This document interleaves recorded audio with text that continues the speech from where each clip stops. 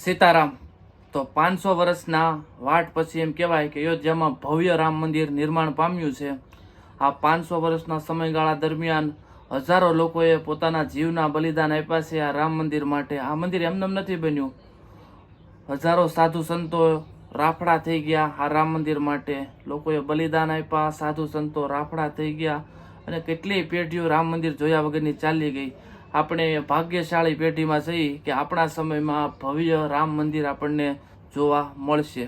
અને આ સાથે સાથે આપણે ખૂબ ખૂબ આભાર પણ માનીએ છીએ આદરણીય પ્રધાનમંત્રી શ્રી નરેન્દ્રભાઈ મોદીનો કે એમના સમયગાળા દરમિયાન જે પ્રમાણે કામ ચાલ્યું અને માનનીય સુપ્રીમ કોર્ટ દ્વારા ચુકાદો આવ્યા બાદ જે ભવ્ય રામ મંદિર નિર્માણ પામ્યું, એમાં હજારો લોકોએ જે પ્રમાણે દાન આપ્યું, કરોડોથી માંડી અને જે વ્યક્તિએ માનો કે 50-100 રૂપિયાનું દાન આપ્યું, એ પણ એક ખૂબ જ ગર્વ લેવા જેવી બાબત છે. જે લોકોએ રામ મંદિર માટે એમ કહેવાય કે પોતાનો ફાળો આપ્યો, છેલ્લે લોકોએ મહેનતની પણ જે સેવા આપી, એ બધાયનો ખૂબ ખૂબ આભાર માનવો જોઈએ કે જેણે આ રામ મંદિરને એટલું ભવ્ય બનાવ્યું છે.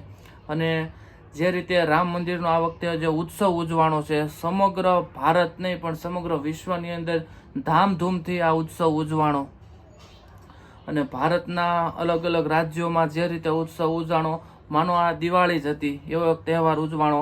ખાસ કરીને તમામ સ્ટેટમાં સારી રીતે ઉજવાણો છે, પણ હું ગુજરાતમાંથી છું અને ગુજરાતમાં સુરત શહેરની અંદર રહું છું. તો સુરતની તમને એક વાત કહું તો ભવ્ય શોભાયાત્રાઓ નીકળી, દરેક સોસાયટીઓમાંથી ભવ્ય શોભાયાત્રાઓ નીકળી, પ્રસાદીનું વિતરણ થયું, તેમજ આખો દિવસ ખૂબ ખુશીનો માહોલ હતો. લોકોએ પોતાના ઘર આગળ જેમ દિવાળીને નવા વર્ષમાં બેસતા વર્ષની અંદર રંગોળી પૂરવામાં આવે છે, એવી જ રીતે રંગોળી પૂરી અને ખૂબ જ સારી રીતે ભગવાન શ્રી રામનું ભવ્ય સ્વાગત કર્યું.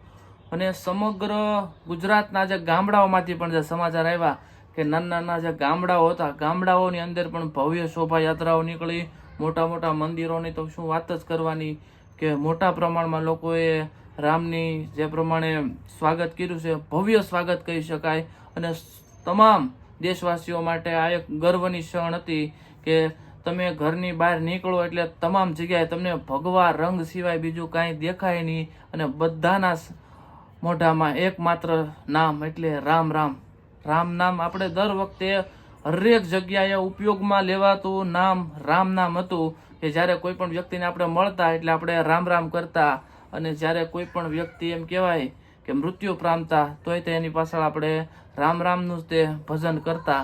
તો આ ભજનનું એમ કહેવાય કે કાંઈક તપ પાક્યું કુદરતનું કે આ 500 વર્ષ પછી અયોધ્યામાંથી ફરી રામ મંદિર નિર્માણ પામ્યું. ટૂંકમાં આ વાત ઉપરથી એક વાત જરૂરથી સાબિત થાય છે કે જેનું છે એની પાસે એ પરત આવે જ છે. એ જગ્યા રામ મંદિરની હતી તે ફરી એકવાર 500 વર્ષની રાહ જોવી પડી, પણ 500 વર્ષ પછી પણ આ જગ્યા રામ મંદિર માટે ફરી પાછી મળી અને ભવ્ય મંદિર બનાવવામાં આવ્યું. આ મંદિરમાં જે કોઈ લોકોનો જાણ્યા અજાણ્યા મોટા નાના મોટા જે કોઈ વ્યક્તિનો ફાળો રહ્યો છે, એ તમામનો ખૂબ ખૂબ દિલથી સીતારામ ડીકે ફેમિલી એમનો આભાર માને છે. જય શ્રી રામ.